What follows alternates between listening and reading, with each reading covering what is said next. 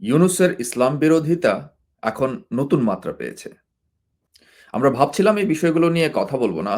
কিন্তু তার যে ষড়যন্ত্র ইসরায়েল-ফিলিস্তিন বিরোধী যে ষড়যন্ত্রর সাথে সে যুক্ত আছে, সেই ষড়যন্ত্রকারীদের সাথে বৈঠক এবং সেই ষড়যন্ত্রকারীদের সাথে আতাত এখন আমাদের দেশে এসে পৌঁছাচ্ছে। আপনাদেরকে পরিচয় করিয়ে দেই এমনই একজন ইসলাম বিরোধী নেতা যার সাথে ওঠা-বসা এখন আমাদের দেশীয় জঙ্গিদের। আমি আসলে ঠিক হিসাব করে পাই না যে এরা ২ টা গ্রুপ কিভাবে একসাথে কাজ করতে পারে ক্ষমতার লোভে। আপনাদেরকে যখন বলছিলাম যে ইউনূসের মহাপরিকল্পনার একটা অংশ আসলে বাংলাদেশকেও গাজার মতো করে বানানো। আরেকটা ইসরায়েল প্যালেস্টাইনের মতো যে দ্বন্দ্ব, যে যুদ্ধ, যে নিগ্রহ প্যালেস্টাইনবাসীদের উপরে চলছে, সেই একই মডেলে একটা খ্রিস্টান, একটা ইহুদি রাষ্ট্র বাংলাদেশের প্রতিবেশী করে তৈরি করা এবং ধীরে, ধীরে বাংলাদেশকেও আসলে গ্রাস করা, সেই পরিকল্পনা কিন্তু বাস্তবায়ন চলছে এখন। আমি কিছু তথ্য প্রমাণ আজকে আপনাদেরকে দেখাবো। Giorgia Meloni. এই মহিলা হচ্ছে সে ইতালির প্রাইম মিনিস্টার। সে হচ্ছে কট্টর শুধুমাত্র যে ইসলাম বিরোধী তাই না, সে হচ্ছে গাজা এবং ফিলিস্তিন এই ইস্যুতে সবসময় দেখবেন যে সে সোচ্চার এবং সে নেতানিয়াহুর একজন ঘনিষ্ঠ বন্ধু। এবং ইসলাম সম্পর্কে সে যে ধরনের কথাবার্তা বলেছে এবং তারপরও যে নেতানিয়াহু এবং ইউনূস ২ জনই তার সাথে বন্ধু। কিভাবে বন্ধু হয় সেটা হয়তো আপনারাই ভালো বুঝতে পারবেন। আমি আরেকটা ছবি দেখাই। এখানে দেখতে পাচ্ছেন যে আমাদের মহান আ উপদেষ্টা, প্রধান উপদেষ্টা ক্ষমতা দখল করে যিনি বসে আছেন। এখন কিন্তু তার যে মহাপরিকল্পনার যে অংশ, সেই মহাপরিকল্পনার অংশ হিসেবে আপনারা কি জানেন যে এই ইতালির প্রধানমন্ত্রী জর্জিয়া মেলোনি যে বাংলাদেশে আসছে এবং তার আসার একটা বড় উদ্দেশ্য, একটা মিশনের একটা বড় উদ্দেশ্য যে খ্রিস্টান ইহুদি রাষ্ট্র গঠন করা হচ্ছে, সেটার হচ্ছে বাস্তবায়ন করা। এখন প্রশ্ন হলো কে এই জর্জিয়া মেলোনি? কেন আমাকে এই জর্জিয়া মেলোনিকে গুরুত্ব দিতে হবে? আসুন আমরা একটা ছোট্ট ভিডিও ক্লিপ দেখি প্রথমে। Tra la cultura islamica o certa interpretazione della cultura islamica e i diritti e i valori della nostra civiltà.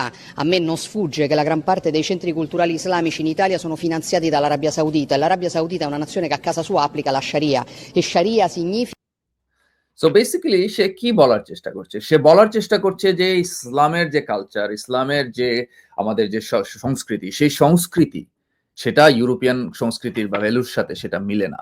এবং সে সেটা প্রকাশ্যে বলছে, বারবার বলছে। এটা নিয়ে কিন্তু পত্রিকায় নিউজও হয়েছে। আমি আপনাদেরকে আরেকটা video This is big statement on Islam. Giorgia Meloni says there is no place for Islam in Europe. Compatibility problem with Islam. Says Islam culture and our values are not compatible. Islamic centers.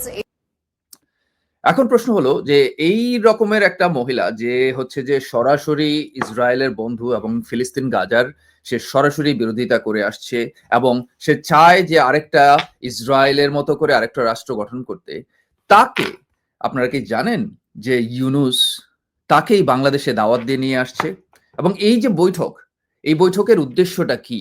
এখন যদি ইসলাম বিরোধী নেতা আমাদের দেশে আসে এবং ইতালির প্রধানমন্ত্রীর মতো লোক যদি আসে, এরপর কে বাকি থাকবে?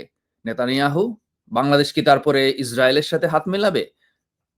এই সেই জর্জিয়া মেলোনি যে প্রকাশ্যে ঘোষণা দিয়েছে যে there is no place for Islamic culture in Europe. ইউরোপে ইসলামিক কালচারের কোনো জায়গা নাই। সে জায়গা দিবে না। তাহলে এখন আমাদের দেশে বাংলাদেশ না মুসলিম রাষ্ট্র? বাংলাদেশ কেন জর্জিয়া মেলোনিকে কোলে এনে বসাচ্ছে ইউনূসের মাধ্যমে? বাংলাদেশে কি ইসলামিক দলগুলো নাই এখন এটার প্রতিবাদ করার? যে জর্জিয়া মেলোনি যে কিনা হচ্ছে যে গাজা এবং ফিলিস্তিন বিষয়ে সক্রিয়ভাবে সহায়তা করেছে ইসরায়েলকে। সেই ইসরায়েল যে ইসরায়েল দশকের পর দশক ধরে শাসন, শোষণ, নিপীড়ন চালিয়ে যাচ্ছে শত, শত কোটি, কোটি মুসলমানের উপরে। এবং সেই জর্জিয়া মেলোনিকে কোলে এনে বসাচ্ছে বাংলাদেশে এবং সেটা নিয়ে কোনো প্রতিবাদ হচ্ছে না। যাই হোক, এই বিষয়ে আমরা আরো কথা বলবো। আমরা ভাবছিলাম যে ইউনূসের এই ধর্মবিশ্বাস এবং সমকামিতা এবং ইসরায়েল প্রেম নিয়ে আমাদের কথা বলার সময় এখনো আসেনি, যেহেতু আমরা বাংলাদেশে নিপীড়ন নির্যাতনের বিরুদ্ধে সোচ্চার ছিলাম। এখন দেখা যাচ্ছে যে এই সবকিছু আসলে একই সাথে জড়িত। বাংলাদেশ দখল করে পাশের খ্রিস্টান রাষ্ট্র প্রতিষ্ঠা করা এবং ধীরে ধীরে বাংলাদেশকেও গ্রাস করে নেয়া, সেই চেষ্টা করেই ইউনূস ক্ষমতা দখল করেছে।